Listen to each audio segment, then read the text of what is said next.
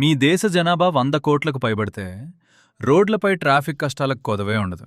అదీను సెలవుల్లో అయితే ఇక చెప్పక్కర్లేదు. అందరూ ఒకేసారి ఒకే దారిలో బయలుదేరితే ట్రాఫిక్ నిలిచిపోవడం తప్పదు. చరిత్రలో అతిపెద్ద ట్రాఫిక్ జామ్లు చూడండి.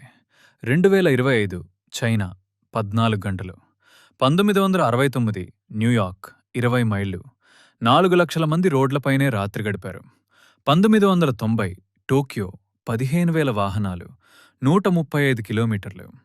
2009 సావో పాలో 182 కిలోమీటర్లు. 2010 బీజింగ్ 100 కిలోమీటర్లు వారాల పాటు. 2011 చికాగో 12 గంటలు. 2005 హ్యూస్టన్ 20 లక్షల మంది అష్టకష్టాలు. 2012 మాస్కో 201 కిలోమీటర్లు ప్రపంచ రికార్డు. ఇవన్నీ మనకి చెప్పేదొక్కటే, రోడ్లు చాలానే ఉన్నాయి, కానీ ట్రాఫిక్ ఎందుకు ఆగిపోయింది? సమస్య రోడ్లు కాదు, సమస్య చాక్ పాయింట్స్. అందరూ ఒకే ఎగ్జిట్ దగ్గర ఒకే సమయంలో ఒకే దారిలో కలిసిపోయారు. అక్కడే ట్రాఫిక్ నిలిచిపోతుంది.